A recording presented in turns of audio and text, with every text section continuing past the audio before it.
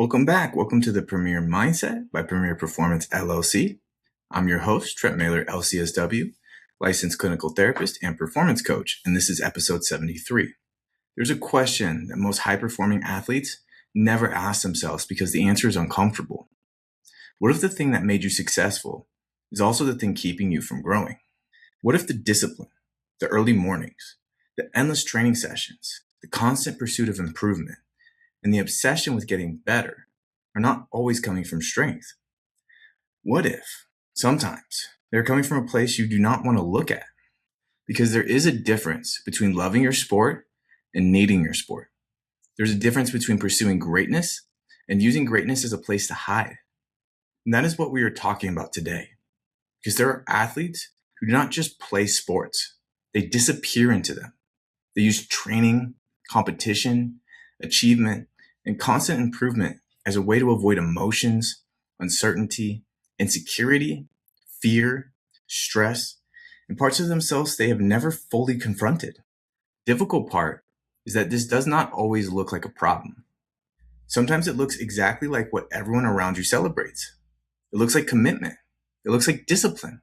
It looks like being the person who always shows up, always works harder, always sacrifices more, and always wants another level. But sometimes the question is not whether you are working hard. Sometimes the question is why you cannot stop. Because high performers are especially vulnerable to this trap. Because the behavior gets rewarded. If someone is anxious and they avoid their emotions by watching television all day, most people recognize that pattern. If someone is struggling internally and they avoid their problems by drinking or withdrawing from life, people understand that something is wrong. But when an athlete avoids themselves by training harder, chasing another goal, winning another competition, or building another accomplishment, everyone applauds. The scoreboard improves. The statistics improve. The trophies accumulate. The athlete looks successful. But internally, something else may be happening. They may be running from themselves, while everyone else thinks they're running toward greatness. Quick note before we dive in fully, this podcast is for education and performance growth. It's not a replacement for therapy or medical treatment. With that, all of our social media accounts are linked in the episode description, so follow along and get involved in those communities as we continue to grow them. Back into it. Think about an athlete who just finished the biggest competition of their career. Maybe it's a championship game. Maybe it is a national tournament. Maybe it's a professional opportunity they spent years preparing for. They perform well. They accomplish something they have dreamed about since they were younger. Coaches congratulate them. Teammates celebrate them. Their family is proud. Everyone tells them how impressive their commitment was and how much they sacrificed to get there. From the outside, this is the moment every athlete is chasing. This is the payoff. This is where the hard work finally feels worth it. But then the season ends. The schedule disappears. The practices stop. The next opponent is not on the calendar. There's no immediate goal demanding their attention. There's no next workout to complete, no next performance to prepare for, and no next achievement to chase. Suddenly, the athlete is left with something they have avoided for months or even years: silence. And in that silence, emotions that were pushed aside begin showing up. Stress they never processed, insecurity they never addressed, questions about identity they never answered, problems in relationships, confidence, or self-worth that sports help them ignore become louder because the distraction is now gone. This is where many athletes become confused because they think, why am I struggling? I'm doing what I always wanted to do. I achieved the goal. I had success. Why does this feel so uncomfortable? The reason is because achievement can temporarily organize your life. It gives you direction. It gives you structure. It gives you a clear measure of progress. But achievement cannot permanently resolve things that were never about achievement in the first place. A championship can prove you are talented. It cannot prove you are enough. A scholarship can validate your ability. It cannot heal every insecurity you carry. A professional contract can confirm your skill. It cannot answer the deeper question of who you are when nobody is watching. This is why some athletes struggle during downtime. It is not always because they are lazy or because they lost motivation. Sometimes downtime removes the thing that was keeping uncomfortable thoughts quiet. When the training stops, the thoughts start. When the competition ends, the emotions arrive. When the external validation disappears, the athlete has to confront the internal relationship they have built with themselves. And for some competitors, that relationship has been neglected because of all of their energy went into becoming better at their sport. Now, this does not mean ambition is bad. It does not mean discipline is unhealthy. It does not mean athletes should care less, train less, or stop pursuing excellence. That is not the message. The highest performers in the world are still obsessed with improvement. They're still committed. They're still disciplined. The difference is the place that discipline comes from. Two athletes can perform the exact same behavior for completely different psychological reasons. One athlete trains because they love growth. Another athlete trains because they're terrified of what they might feel like if they stop. From the outside, those athletes look identical. Internally, they're living completely different experiences. That distinction matters because eventually the source of your motivation affects the sustainability of your performance. If your motivation comes primarily from growth, challenges become opportunities. Mistakes become information. Setbacks become part of the process. But if your motivation comes from escape, every setback becomes a threat. Every mistake feels personal.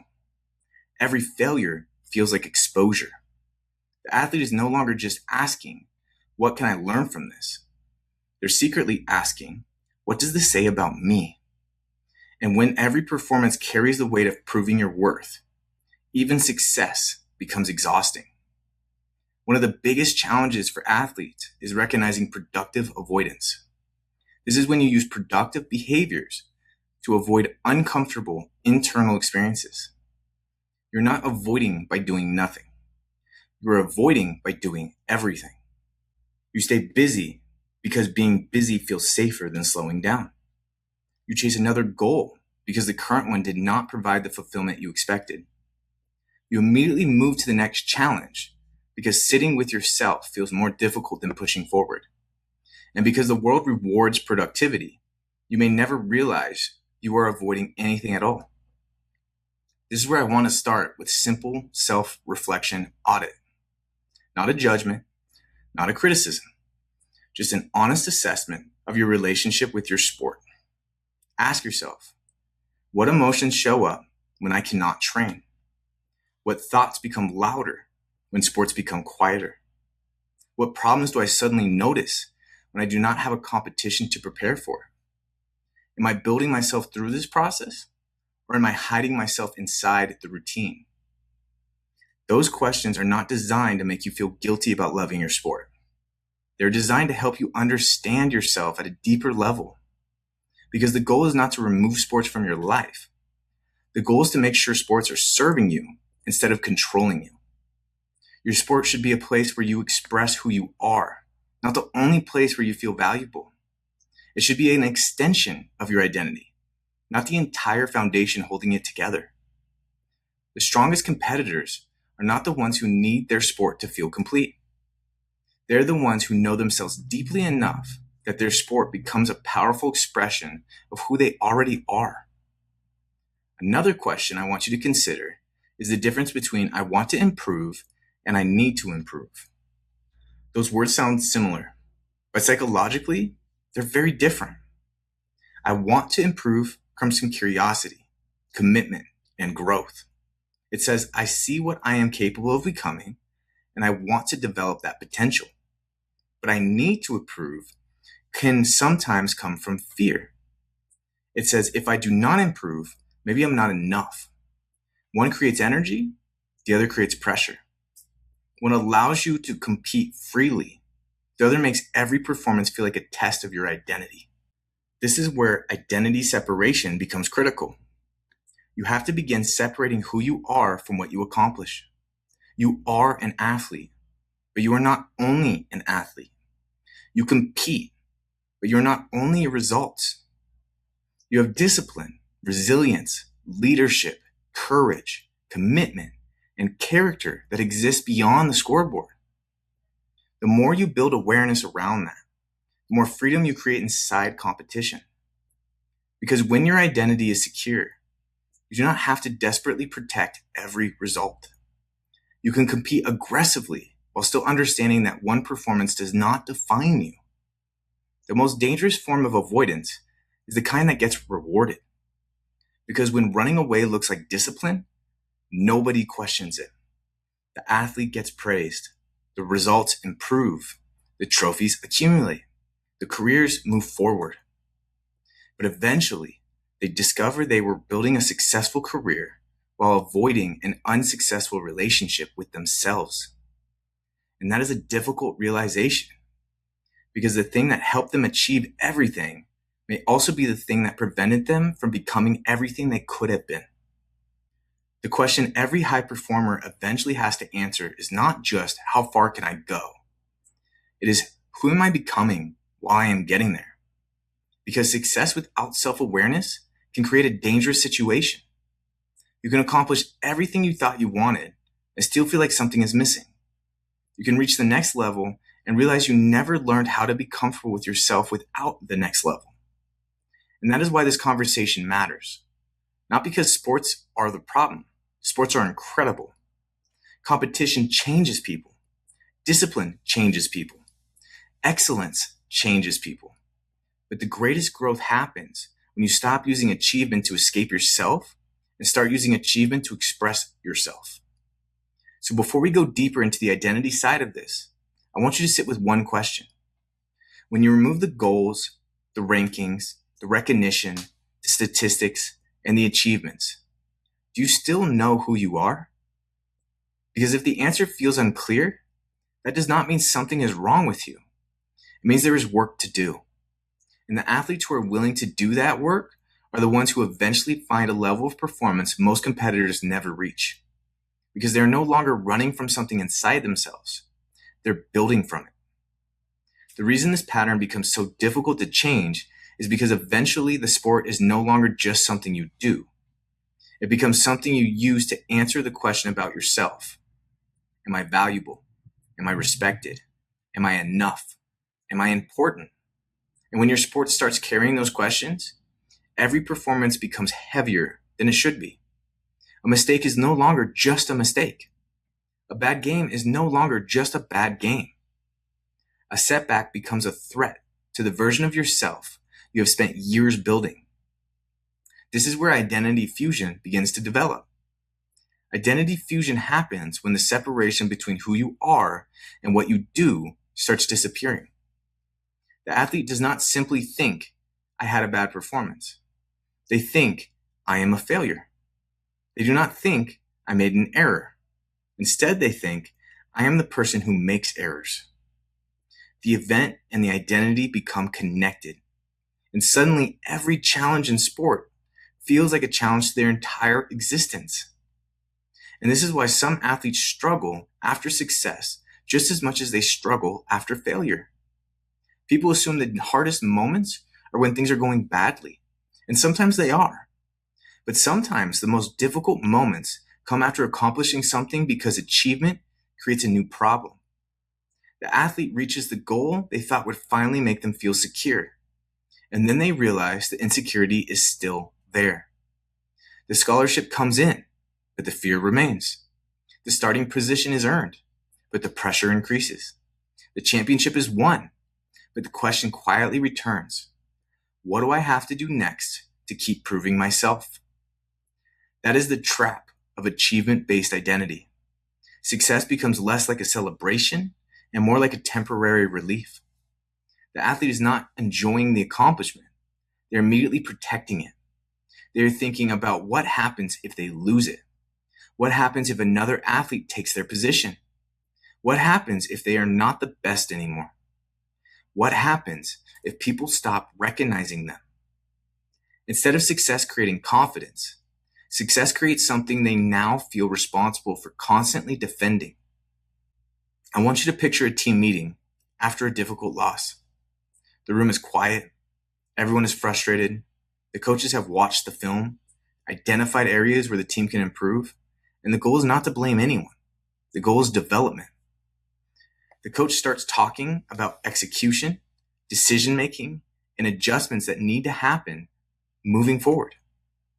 For most athletes in the room, this is exactly what they need: information, feedback, an opportunity to grow. But one athlete hears something completely different. They hear criticism. They hear you are not good enough. They hear you failed. They hear everyone is realizing you are not who they thought you were. The coach says, we need you to be more consistent in this situation. The athlete does not hear a performance adjustment. They hear a personal attack. Their body becomes defensive. Their emotions rise. They start explaining why the mistake happened. They start justifying their decisions. They start protecting themselves instead of learning. The conversation is no longer about improving performance. It becomes about protecting identity. And that is a critical distinction for high performers to understand. When your identity is secure, feedback feels useful. When your identity is fragile, feedback feels threatening.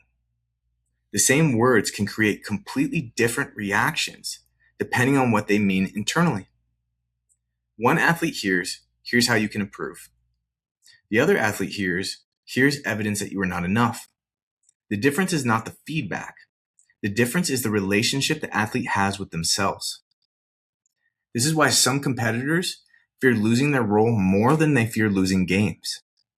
They're not only attached to the outcome, they're attached to what the outcome represents. Being the starter means something about them. Being the leader means something about them. Being the best player means something about them. And if that disappears, they do not just lose a position. They lose a piece of the identity they built around that position.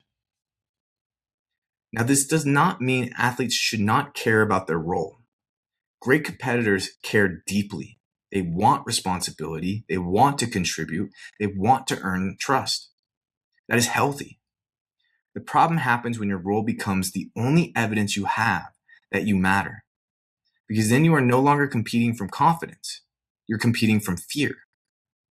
Fear creates a different type of athlete. A fear-driven athlete may still work incredibly hard. They may still be disciplined. They may still achieve impressive things. But underneath the surface, the relationship with performance changes. They're not asking, how can I maximize my ability? They're asking, how can I avoid finding out that I am not enough? One question creates expansion. The other creates survival. This is where perfectionism often enters the picture. A lot of people misunderstand perfectionism. They think it simply means having high standards. But high standards are not the problem. Elite performers need high standards. Perfectionism is different. Perfectionism says, my performance determines my worth. High standards say, I value improvement. Perfectionism says, I cannot make mistakes. Excellence creates curiosity around improvement. The reason this matters so much in athletics is because sports are built around mistakes. Every great competitor fails constantly. They miss shots, they lose races, they strike out, they get beaten. They make decisions they wish they could have back. The difference between athletes who continue growing and athletes who get trapped is not whether they experience failure. Everyone experiences failure. The difference is what failure means to them. For one athlete, failure means I found something I need to improve. For another athlete, failure means I discovered something wrong with me. That second interpretation is where suffering increases. This is where I want to introduce the identity audit. This is a process of honestly examining whether your identity is built on values or outcomes. Ask yourself, if my sport disappeared tomorrow, what remains? What qualities would still define me? What parts of myself exist outside of my achievements? If nobody knew my statistics, my rankings, my accomplishments, or my position, would I still respect the person I am becoming? Those questions are uncomfortable because they force you to look at something most athletes never examine. They force you to separate your identity from your performance. They force you to recognize that your sport is a chapter of your story, not the entire story. A powerful competitor is not someone who has no attachment to their sport. That is completely unrealistic. Your sport matters. Your goal matters. Your teammates matter. Your preparation matters. But the healthiest competitors have something underneath all of that. They have a foundation. They know their values. They know their character. They know the qualities they bring into the world, regardless of whether they win or lose. That foundation gives them freedom. And freedom is one of the greatest performance advantages an athlete can have. Because when you are not desperately trying to prove yourself, you can actually compete. You can take risks. You can recover from mistakes. You can accept coaching. You can handle adversity. You can focus on the moment instead of constantly protecting an image of who you believe you need to be. This is also why emotional awareness becomes such an important skill. Many athletes are incredible at noticing external information. They know their statistics. They know their opponent. They know the game plan. They know their training numbers. But they have never been taught how to notice their internal experience. They know what happened. They do not always know what happened inside them. The emotional awareness window is about creating a moment between feeling and reacting before immediately jumping into another workout, another goal, another distraction, or another attempt to fix something. You learn to pause and ask, what am I actually feeling right now? What emotion am I trying to escape? What does this moment bring up for me? Am I responding to the situation, or am I reacting to what the situation represents? That pause is where growth happens. Because many athletes do not actually struggle with emotions because they are weak. They struggle because they have never developed the ability to stay present with difficult emotions without immediately trying to overpower them. Their entire life has been built around action. Fix it, improve it, train it, solve it, compete through it. But some things cannot be solved through just more effort. Some things have to be understood. And that requires discomfort. Discomfort training is the ability to experience uncertainty, frustration, disappointment, or insecurity without immediately escaping into achievement. It does not mean sitting around doing nothing. It does not mean accepting mediocrity. It means developing the capacity to be uncomfortable without needing to immediately prove something. Because the strongest athletes are not the ones who never feel doubt. They're the ones who can feel doubt without letting doubt control them. Some athletes are not afraid of losing.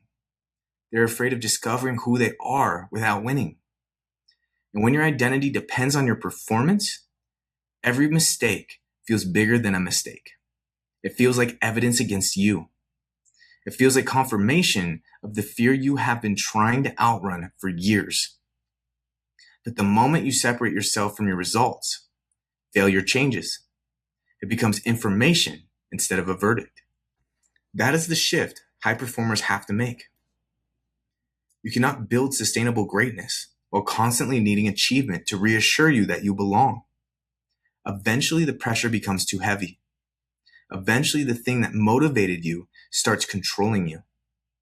Eventually, you realize you were not chasing excellence because you loved growth. You were chasing excellence because you were trying to escape the fear that you might not be enough without it. And that is where the deepest level of performance begins. Not when you stop caring, not when you lower your standards, but when you finally become secure enough to pursue greatness without needing greatness to prove your value. Because the goal is not to become less competitive. The goal is to become free enough to compete at your highest level. And that requires knowing yourself beyond what you accomplish. The next step is understanding something that can completely change the way you approach performance. The goal is not to become less competitive. The goal is not to lower your standards. The goal is not to convince yourself that achievement does not matter. Achievement matters. Competition matters. And growth matters. The problem is when achievement becomes responsible for things it was never designed to carry. Your sport can challenge you. Your sport can inspire you.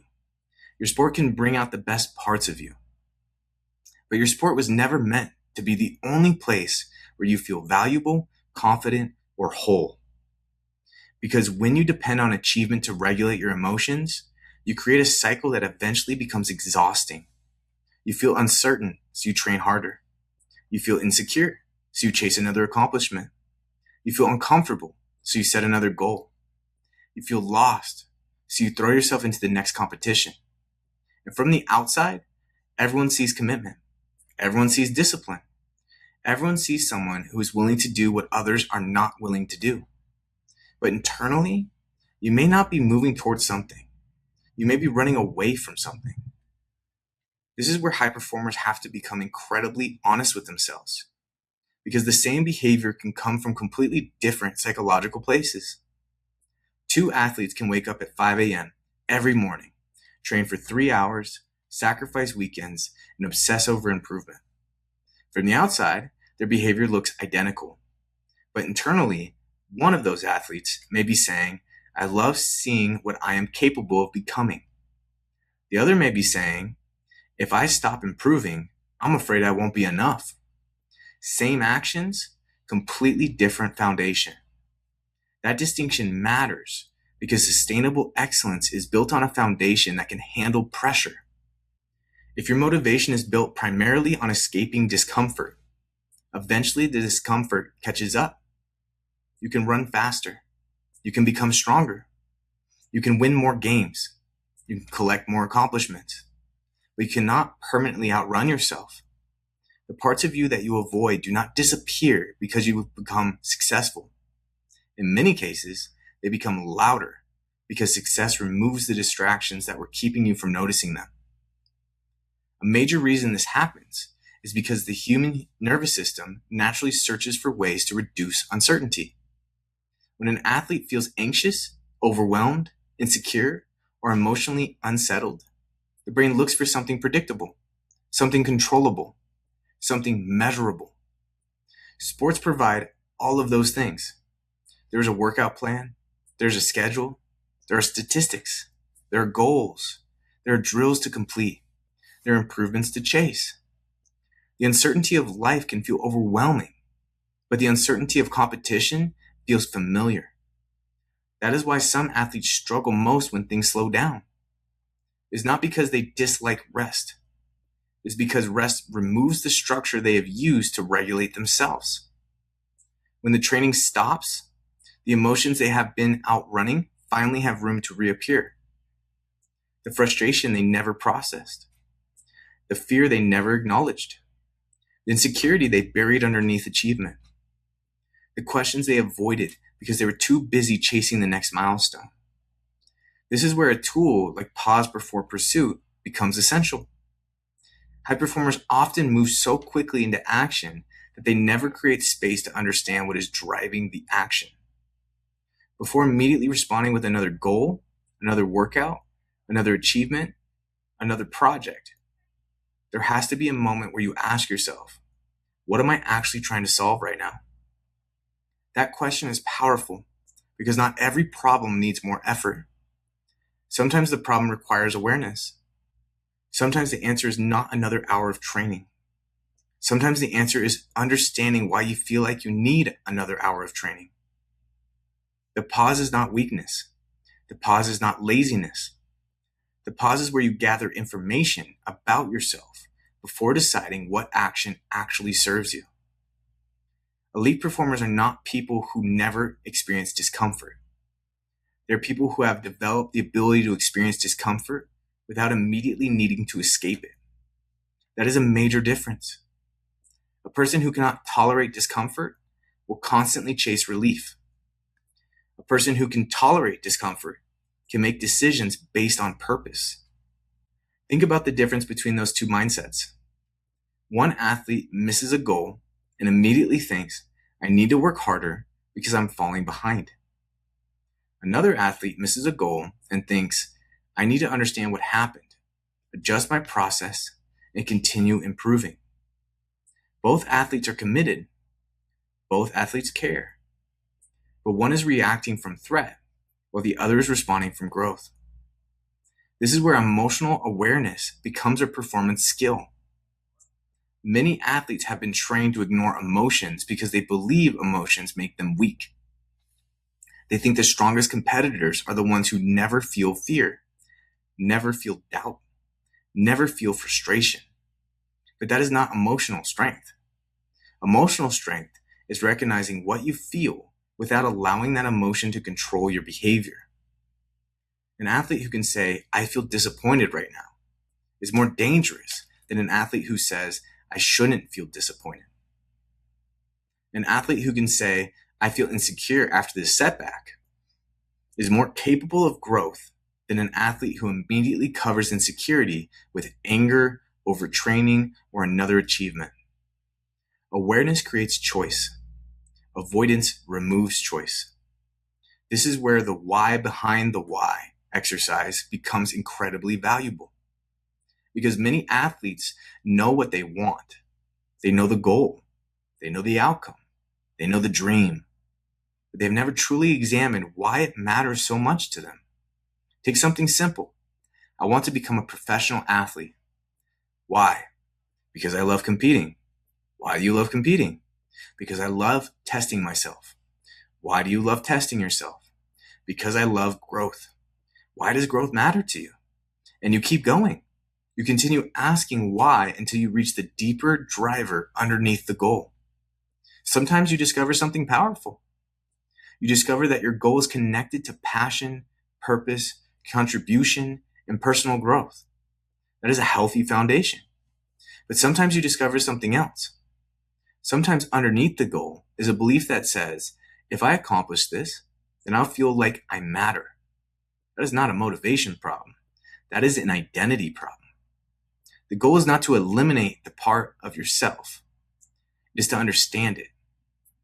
Because awareness gives you the opportunity to change the relationship you have with achievement.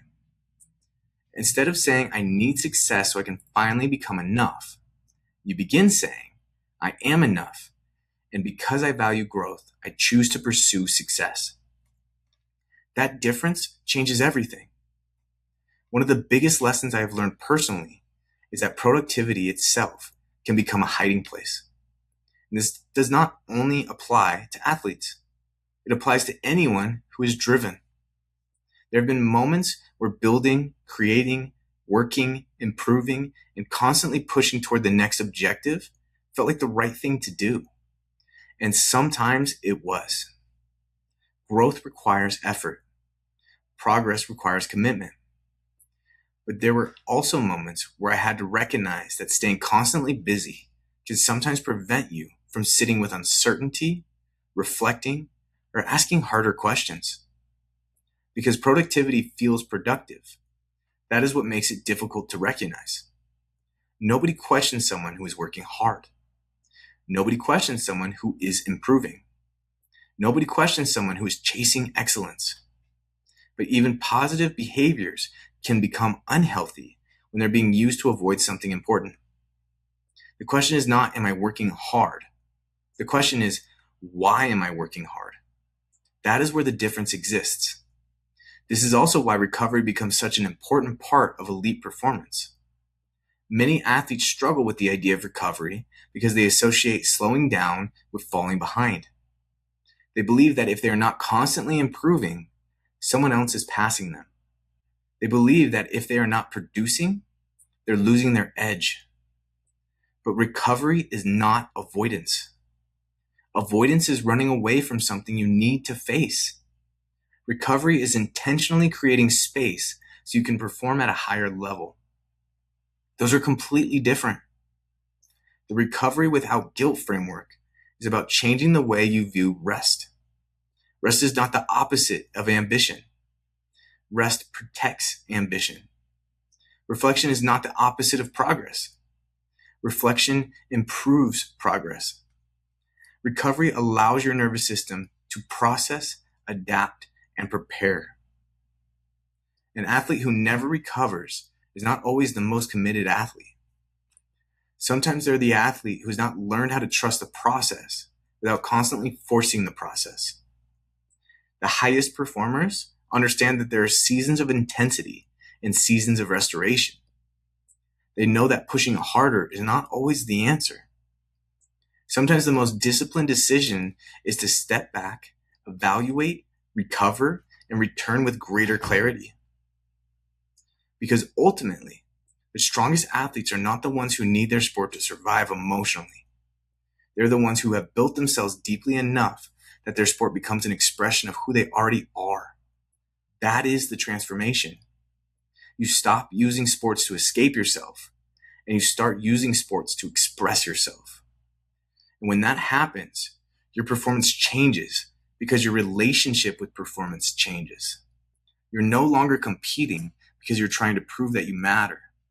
You're competing because you know who you are, you know what you value, and you are choosing to bring everything you have toward becoming better. That is where true excellence begins. Not when you stop caring, not when you stop chasing, but when the pursuit comes from strength instead of fear. At some point, every athlete has to answer a question that competition cannot answer for them. Not because they're failing, not because they are losing, but because every competitive career eventually changes. The season ends, the championship is won, the injury happens, the role changes, the spotlight moves somewhere else. And eventually, every athlete reaches a moment where they have to discover whether they built a life around who they are or only around what they accomplished. This is one of the hardest transitions for high performers because achievement is immediate feedback. Sports are incredibly clear. You either won or you lost. You improved your numbers or you didn't. You earned the starting position or you didn't.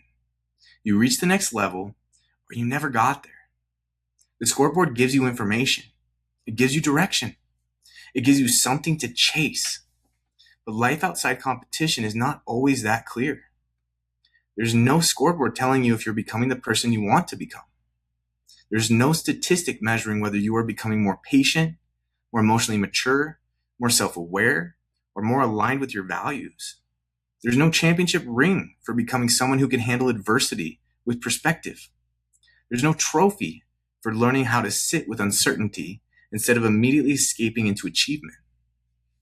But those things determine the quality of your life far beyond your athletic career. That is why the greatest competitors eventually have to make a shift. They have to move from asking, what can I accomplish, to asking, who am I becoming? Because accomplishment without identity eventually creates emptiness. You can achieve everything you thought you wanted and still feel like something is missing if you've never developed a relationship with yourself outside of performance. The athlete who says, I need success to feel complete, will always feel like they're chasing something because there's always another level. There's always someone better. There's always another record. There's always another accomplishment. The finish line keeps moving. But the athlete who says, I know who I am and I choose to pursue greatness because of who I am, approaches competition completely differently. They're still hungry. They still want to win. They still want to improve. But their performance is no longer a desperate attempt to prove their value. It becomes an expression of their values. That is the difference between chasing success and being controlled by success. One gives you freedom, the other takes it away. This is why identity development has to become part of elite performance. Athletes spend years developing their bodies. They spend years improving skills. They spend years studying opponents, refining technique, and building physical advantages. But many never intentionally develop the person underneath the athlete. They know their statistics, they know their strengths, they know their weaknesses, but do they know their values? Do they know what matters to them when nobody is watching? Do they know who they are when they are not performing? That is where long-term identity planning becomes important. Not because athletes should stop identifying as athletes. Being an athlete is meaningful. It represents commitment, discipline, sacrifice, and resilience. The goal is not to remove that identity. The goal is to expand it. You are an athlete, but you are also a person. You are also a teammate, a leader, someone with values, relationships, beliefs, and qualities that exist beyond competition. The strongest athletes do not abandon their athletic identity. They build a foundation underneath it. Because when that foundation is strong, performance becomes more sustainable. A person who only knows themselves as an athlete is fragile because anything that threatens the athlete identity threatens everything. But a person who knows themselves deeply can handle adversity because they understand that one performance does not define their entire existence. A bad game just becomes feedback. A setback becomes information. A failure becomes an opportunity to grow. It does not become a statement about their worth. This is also where leadership enters the conversation. Because the athletes who depend on performance to feel valuable often struggle to lead effectively. Not because they do not care, not because they're not talented, but because leadership requires something that achievement addiction struggles with. It requires the ability to focus on something bigger than yourself. A leader cannot spend every moment protecting their own identity. They have to create safety for others. They have to receive feedback. They have to admit mistakes. They have to stay composed when things do not go according to plan. Imagine a team late in a season. They have high expectations. They've invested months into preparation, but they suffer a disappointing loss. The locker room is tense. Everyone is frustrated. The team knows they did not perform at their standard. The best player on the team walks in. Everyone looks towards them, not because they expect a perfect speech, because they're looking for an example. The immature response is to protect the ego, to blame circumstances, to point fingers, to explain why the loss was not really their fault. But the mature competitor does something different. They acknowledge reality. They say, we were not good enough today. I was not good enough today. Here's what we need to do to improve. Here is what I need to do to improve. The athlete is not weaker because they admitted imperfection. They are stronger because their identity can survive honesty. That is what emotional maturity looks like. And this is why personal alignment reviews are so important for high performers. At different points throughout your career, you have to ask yourself if your action still matches your value. Am I training because I love improvement or because I am terrified of slowing down? Am I chasing this goal because it matters to me or because I need external validation? Am I becoming the person I want to become? Or am I just becoming better at avoiding myself? Those questions are uncomfortable, but uncomfortable questions create meaningful growth. The athlete who never asks these questions often end up repeating the same cycle. They accomplish something, experience temporary satisfaction, then immediately search for the next accomplishment because the previous one never solved the deeper issue. The problem was never the achievement. The problem was asking achievement to do a job it was never designed to do. A championship can celebrate your work. It cannot heal every insecurity. A scholarship can recognize your ability. It cannot determine your worth. A professional contract can validate your talent. It cannot tell you who you are. Those things are incredible accomplishments. They should be celebrated, but they cannot replace the deeper work of knowing yourself, because eventually every athlete has to face the same reality. The game will not always be there. The crowd will not always be there. The recognition will not always be there. And when those things disappear temporarily, what remains? That question is not meant to scare you. It is meant to free you. Because when you know yourself, you no longer need constant proof. You can pursue greatness without being controlled by the outcome. You can handle failure without feeling destroyed. You can celebrate success without desperately needing the next one. That is where the purpose-based performance framework comes into play. The goal is not to remove emotion from competition. The goal is to connect competition to something deeper. Why do you play? Why do you train? Why do you sacrifice? Why does this matter? The answer cannot only be because I want people to see me succeed. That is an exhausting way to live. The strongest competitors eventually discover something deeper.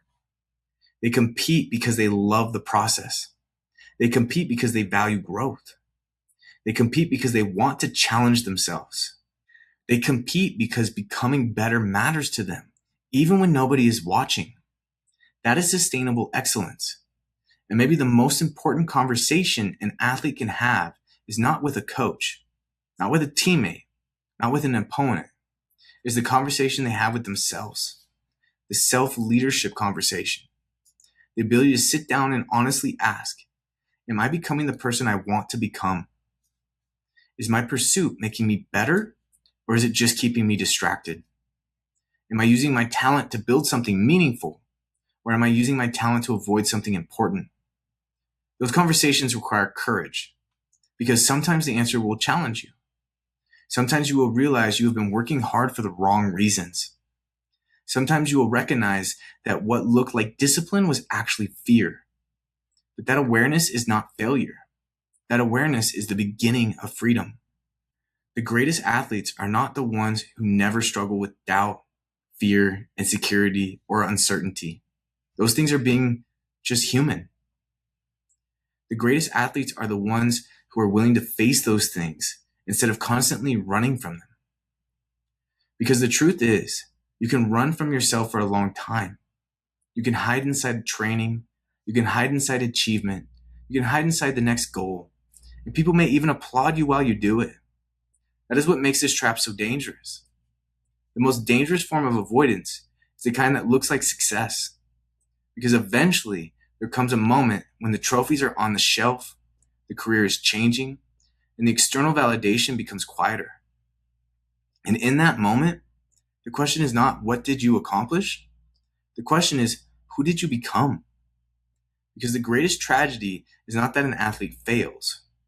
The greatest tragedy is that an athlete succeeds at everything they chased and realizes they're running from themselves the entire time.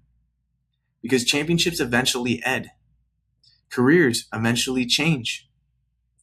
The spotlight eventually moves. And if the only relationship you built was with achievement, eventually you have to face yourself without the thing that protected you. But if you built a relationship with yourself, if you learned how to handle discomfort, if you learned how to pursue excellence without needing it to validate you, if you learned how to compete from purpose instead of fear, then sport becomes something completely different. It becomes a place where you express who you are, not a place where you try to prove that you are enough. That is the standard.